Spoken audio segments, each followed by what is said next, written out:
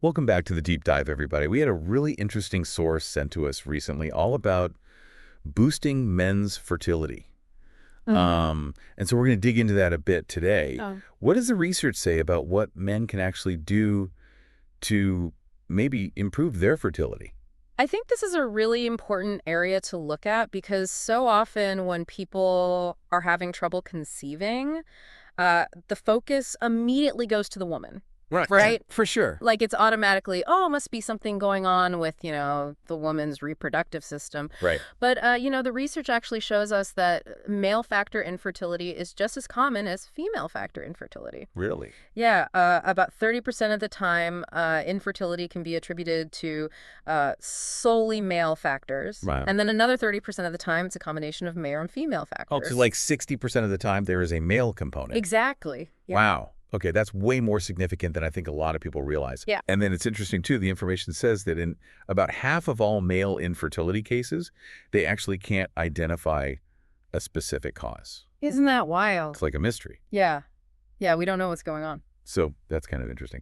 But in the material that you sent, there are some concrete steps that men can take to improve their sort of overall wellness. Right. And maybe that can have a positive impact on their fertility, too. Exactly. So we're going to look at those. And it also talks about when it's time to get professional help, Right. which is important too. So we're going to dig into all of that today. I guess to really start this deep dive off right, we should define what healthy sperm is. Right. Yeah, we need to have like a baseline understanding. Okay, so what are we looking for? So there are a few things. The source actually lists out these really clear kind of factors that are important for sperm health. Okay, First is concentration. okay, So you want to have at least 15 million sperm per milliliter of semen. And the way they measure this is through something called a semen analysis. okay. And that's a test where, they'll examine a semen sample under a microscope Got it. and look at, how many sperm are actually in there. So concentration is a big one. And then there's motility. Okay. What is that? That's basically how well the sperm are moving. Oh, Are they swimming in a straight line? got it. Are they kind of just going around in circles? So for a sample to be considered healthy, you want at least 35% of the sperm to be moving forward progressively. So more than a third have to be like strong swimmers. Exactly. Yeah, you need those strong swimmers. Okay, cool. And then the last thing is morphology. Okay. And morphology is the shape of the sperm. Okay.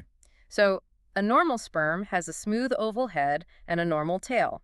Okay. And if the shape is off, it can affect its ability to, reach the egg and fertilize it. That makes sense. There's a specific test called the Kruger test, where they look at this under a microscope. Okay. And a healthy sample will have 4% or more sperm with normal morphology. So if any of these things are off, if there's a problem with concentration, motility, or morphology, Yeah, then that could make it harder to conceive. absolutely. Yeah, it can definitely affect a couple's chances of getting pregnant.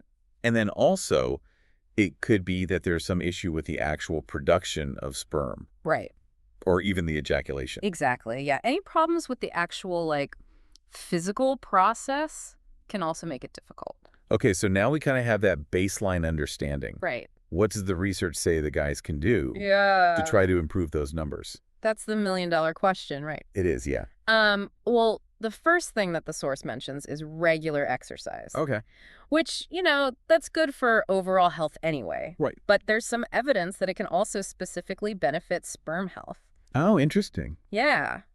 Some studies have shown that regular exercise can increase testosterone levels Okay. and improve sperm quality. So it's the testosterone that's the connection there. That seems to be a key part of it, yeah. Okay, cool. Any particular types of exercise that are better than others? It's interesting. The material specifically calls out weightlifting and running Yeah.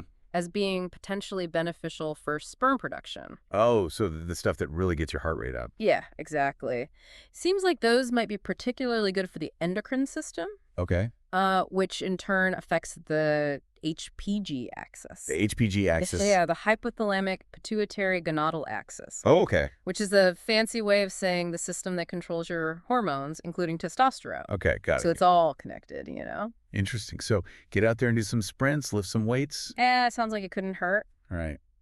But there's a caveat to this, right? Yeah. What about cycling? Ah, yes. The source does mention that too much cycling might not be so great for sperm health. Oh, really? Yeah, it's thought that, all that time in the saddle can lead to compression of the scrotum Well, and overheating and even just repetitive trauma down there, which could potentially lower sperm counts. okay, so maybe take it easy on the Tour de France training if you're trying to conceive. Yeah, moderation is probably key, like with most things. Okay, good advice. So we've got exercise. Right. What about alcohol? Because that's something that a lot of people wonder about too. Yeah, for sure. What does the research say about alcohol and sperm health? Well, it seems like the research on moderate alcohol consumption is a little bit mixed. All right. Like, there's not a definitive answer about whether a beer or two every now and then is going to significantly affect your fertility. Okay. But what is clear is that chronic heavy drinking, like over the long term, Yeah. is definitely linked to lower sperm counts, Okay. lower testosterone, and just generally messing with the balance of reproductive hormones. So not great. Not ideal. No. Okay. So again, maybe moderation is the key takeaway here. It seems to be a recurring theme, right? All right. Moving on to something a little bit more fun. Vitamins. Yes. Okay. So the material mentions vitamin C. Right. Obviously, we know it's good for our immune system. But how does it connect to male fertility? So vitamin C is a powerful antioxidant. Okay.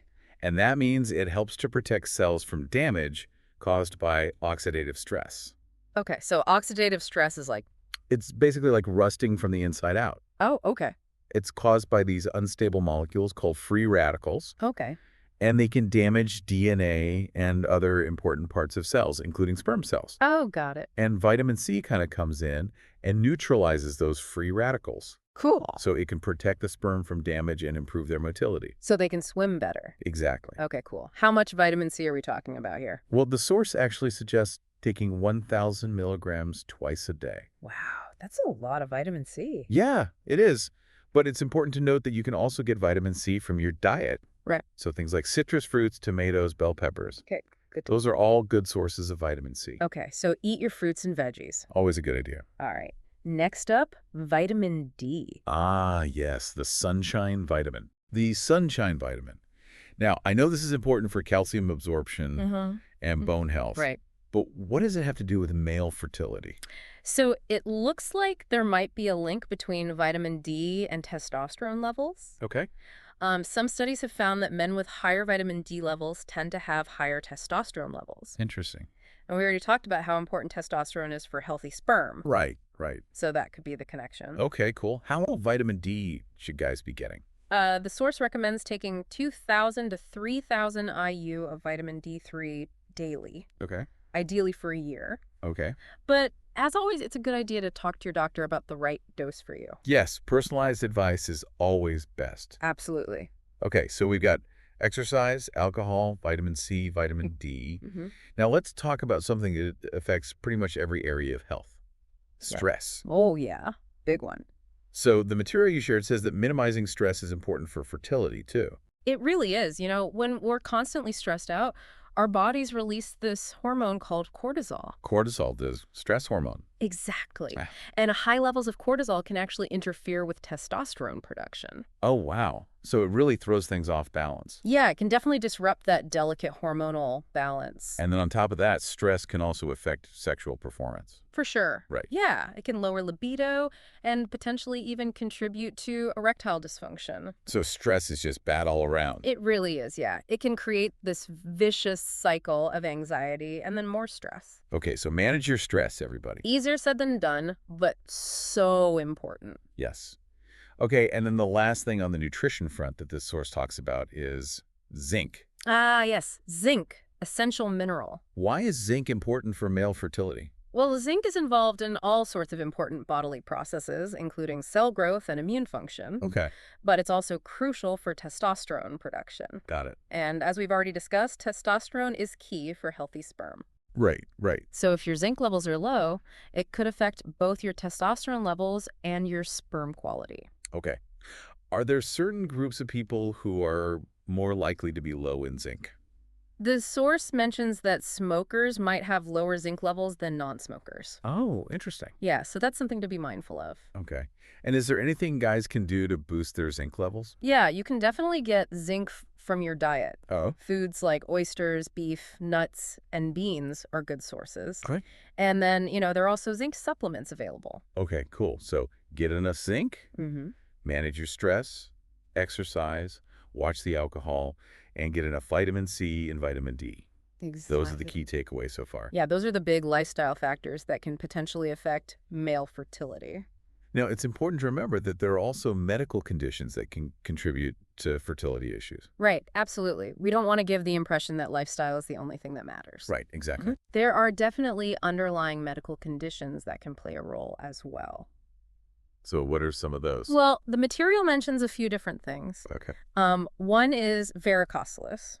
Okay. What are varicosiles? So varicosiles are basically enlarged veins in the scrotum, Boy. and they can affect temperature regulation and blood flow to the testicles, Oh, okay. which can then impact sperm production. Got it. And then there are, problems that can specifically affect the testicles themselves, Lower. or problems with ejaculation. Mm-hmm. And then, of course, there are hormonal imbalances, Right. which can be caused by all sorts of things. Got it. And then some genetic conditions like Klinefelter syndrome or cystic fibrosis. Okay. Those can also affect fertility. And also things like cancer treatments. Right, yeah. Chemotherapy and radiation can have a huge impact on sperm production. Okay. And then environmental factors like exposure to certain toxins. Okay. And even some infections can play a role. So there's a whole range of potential medical causes. Absolutely. Okay. So if someone is concerned that there might be an underlying medical issue, Right. what kind of testing is available to figure that out? Well, the most common test is a semen analysis. Okay. And that's the one where they look at the concentration, the motility, and the morphology. Exactly. Yeah. It gives you a really good overall picture of sperm health. Okay, cool. And then they might also do blood tests to check hormone levels. Okay. And then depending on what those initial tests show, Yeah. a specialist, like a urologist, Okay. might recommend some further testing. Like what? So they might do a semen culture to see if there's any infection or inflammation. Okay. And they might do genetic testing, Okay. especially if there's a family history of genetic conditions that can affect fertility, Got it. or if they suspect there might be a chromosomal issue with the sperm. Okay, so there are lots of diagnostic tools that can help pinpoint the problem. Exactly. Yeah. Now, the source also gives some guidance on when it's time to seek professional help, Right. which is really important. Absolutely. So what does it say? So it basically says that if a couple has been trying to conceive for a year Okay. and they haven't gotten pregnant Yeah. and the female partner is under 35, Okay. then it's time to see a fertility specialist.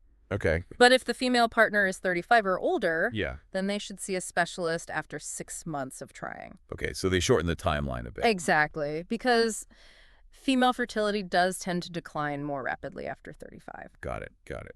So that's a really good information for people to have. It really is. Okay, so just to recap everything we've talked about today, we've looked at a lot of research-backed things that men can do Right. to potentially improve their fertility. Mm-hmm. We talked about regular exercise, being mindful of excessive cycling, Yeah. limiting alcohol consumption, getting enough vitamin C and D and zinc, and managing stress. All important factors. And we also talked about the importance of understanding the parameters of healthy sperm.